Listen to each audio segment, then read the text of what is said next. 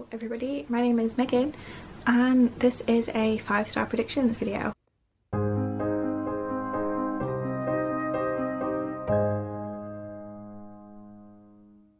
So fingers crossed we're on a roll and that you're seeing multiple videos from me. This is an updated 5-star predictions because the Megan from 2 years ago who filmed my last 5-star predictions, she doesn't exist anymore. We're ignoring that video. We're just moving on.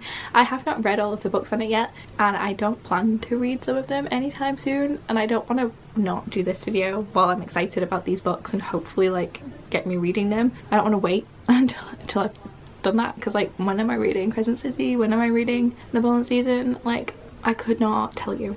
So we're doing this now. We're good with that. Fantastic. So some of these books, this is going to sound absolutely ridiculous, I don't really know what they're all about. I just know that there's something about them that's giving me a 5-star feeling. So I've got 11, I've got 10 that like are on my list, and then one that as I was sitting down I was like, oh, I was gonna put that on there. So it's like just a bonus extra, like we're not gonna count it but like we're kind of gonna count it. So I'm not gonna go through them in any particular order because they're just in a pile next to me, so I figured we'd just do it the way that they're just plopped here. So the first one I have is The Historian by Elizabeth Kostova. Yeah, it's an international bestseller. It's a floppy paperback and it is a vampire book, and I'm really feeling vampire books at the moment, having a good time acquiring them, if not reading them. So fingers crossed that I do really like this. So it is about a young woman who finds an antique book of like letters addressed ominously to my dear and unfortunate successor, and her discovery plunges her into a world where she never dreamed of, a labyrinth where the secrets of her father's past and her mother's mysterious fate connect to an evil hidden in the depths of history. Which yeah, this doesn't really say that it's a vampire book, but I've heard it's a vampire book. And then the front it says, "To you, perceptive reader, I bequeath my history." So one thing I've heard of this is that it's long, like overly long, but you know, I'm gonna give it a go. Hopefully I do actually really like it. We'll see. Next I have The First 15 Lives of Harry August by Claire North. This I've heard has fantastic writing, and it's so easy to sell me on a book if you tell me that it has both an interesting plot and fantastic writing. I really wish that I could get behind literary books because they're so dull, but I really love like the kind of writing that you get in a literary book. Like I love fancy ass writing, you know? This isn't me being like a snob, like I genuinely love fantasy. I just think sometimes the writing doesn't do it for me and I get sad about it, but whatever. So this is a story about Harry. No matter what Harry does, he dies and he returns to where he began, a child with all the knowledge of a life lived a dozen times before. Nothing ever changes until now. At the end of his 11th life, a little girl appears at his bedside. "I nearly missed you, Dr. August. I need to send a message." This is a story of what Harry does next and what he did before, and how he tries to save a past he cannot change and a future he cannot allow. It's like time travel, sort of. Vaguely sci-fi. Apparently it has excellent writing. I'm very intrigued and I really want it to be good because I have another Claire North book that I own that I'm also intrigued by, but I feel like I can't like really justify owning a second book by the author having not read any, only hoping that I'm gonna love it. So fingers crossed that this lives up to expectations. Next, a very different vibe. Once again, we have In Deeper Waters by F.T. Lukens. This was a gift from Becca, I believe. Yes, from the Becca Fowle, because she and Jem from Bookish Gems buddy read this and both really loved it. It's about a prince who goes on a grand tour, a coming of age tour. He goes on his coming of age tour. He's kind of sad that he can't have the debauched, like crazy wild time that everyone else does because he's a prince, but the crew rescues a mysterious prisoner and he feels a connection with him. When Athlin leaps overboard and disappears, Tal feels responsible and heartbroken, knowing that he could not have survived in the open ocean, until they run into each other later on dry land when Athlin is very much alive and as charming and secretive as ever. Interesting. I just knew it was gay on a boat and that's what I've sold it for me, and like look at this cover, like it's a great cover and I really want to love it because the covers of F.T. Lukens' other books are also phenomenal and I would really like to buy them in hardcover, but I can't justify it until I know if I like this.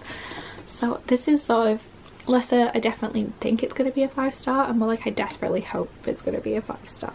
Next I have Strange Practice by Vivian Shaw, which is the first book in the Dr. Greta Helsing series. So Greta Helsing is a doctor to the undead, and I feel like I bought this after finishing the Athena Club series by Theodora Goss. I feel like it might have the vibes of literary characters from classical fiction, just chilling in a new environment with different sort of adventures and things to impact them. So this one is, so after Greta has inherited a highly specialised medical practice, she spends her days treating London's undead for a host of ills. When a sect of murderous monks emerges, killing humans and undead alike, Greta must use all of her unusual skills to keep her supernatural clients and the rest of London safe. Sounds like fun. I'm excited about it, and I feel like it's either going to be just fine or like I'm going to be obsessed, you know? Apologies if the angle has changed, my battery died. But fingers crossed we're back on track now. So yeah, the next 5-star prediction I have is The Midnight Bargain by C.L. Polk. This is a magical Regency fantasy book, and I heard those words and was like, yeah, okay, I need to know nothing else. Also, Alex E. Harrow blurbed it as smart, sexy and sincere, and also Regency romance with fantastical magic and very real teeth. So, marriage or magic, she can only choose one and the choice is fatal. Damn. Beatrice Claiborne is a sorceress who practices magic in secret. Terrified of the day she'll be locked into a marital collar to cut off her powers. Okay, so we have like misogyny is rife. Good to know. She dreams of becoming a fully fledged mage, but her family is in severe debt and only her marriage can save them. When a rival sorceress steals a grimoire that may have all the answers, Beatrice summons a spirit to help, but her new ally exacts a price, Beatrice's first kiss. With the sorceress's brother, the handsome, compassionate and fabulously wealthy Ianthe Levin. Interesting. Exciting. I am like very much on the hunt for more Regency fantasy romance books because Half a Soul was fantastic and The Wisteria Society of Lady Scoundrels was fantastic, and I've not read one that's let me down, so let's hope this one does not. Speaking of, this is not fantastical, but it has like the Regency romance vibes that I think I'm going to love. We have A Curious Beginning, a Veronica Speedwell mystery by Deanna Raybourn. This is book 1. And I believe Veronica's aunt dies, leaving her like alone in the world, and then she gets kidnapped and like foils her own kidnapping.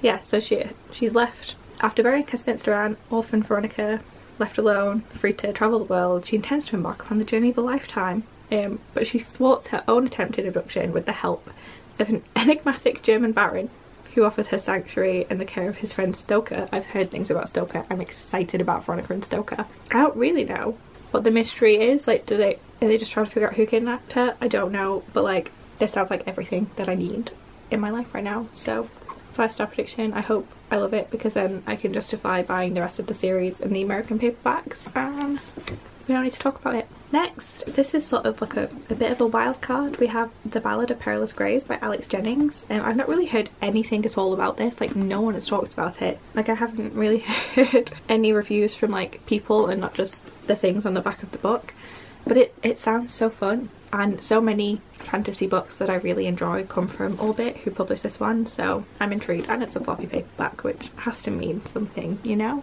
It's about Perry, who lives in New Orleans and plays music, and there's magic, and I think the magic might be music based, I don't know, because the rhythm of the city falters, and then Perry has to go on like a quest to save the magic in the city. I'm intrigued, and I love like the idea of New Orleans as a setting. Like I've read a couple of books set in New Orleans and they're always like, the atmosphere is always incredible, so I'm excited to see how this one goes. And a debut author, always fun to sort of be there first, so we'll see. And then next, a very very different vibe is Tell Me I'm Worthless by Alison Rum, which is a dark and flinching haunted house novel that takes readers from the well of the literary gothic up through Brighton's queer scene and out into the heart of the modern day trans experience. I think it's about two people who go into a house and have something happens and then they each recall it very differently, and one of the women is trans and one of the women is a TERF, and I'm interested to see how that plays out in the novel, and I'm either going to love this or I'm going to hate it. I don't think there's an in-between. So we'll see how it goes. I'm like dipping my toes into like the gothic literary here, and I'm like unsure how it's gonna go, but I'm cautiously optimistic. And then just to keep people on their toes, the next book that I have on this list is Something in the Air by Suzanne Enoch. This is a This is a historical romance and there is nothing fantastical or mysterious about it. I think it's just like a marriage of convenience. So Emmeline and William Pershing have enjoyed a perfectly convenient marriage for 8 years.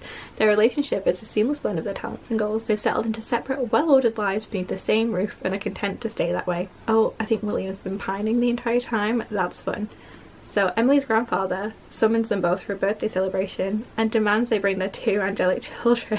William is stunned to discover his very proper wife invented not 1 but 2 heirs to fulfil the agreement for living at Winover Hall. But surely if Emmeline and William team up and borrow 2 cherubs to call their own, what could go wrong? Enter George, age 8, and Rose 5, the 2 most unruly orphans in Britain. So marriage of convenience, and they like adopt children. I'm so excited. I feel it's going to be absolutely ridiculous. I'm going to have the absolute best time. Even if it's not 5 stars, like it's not going to be bad, you know?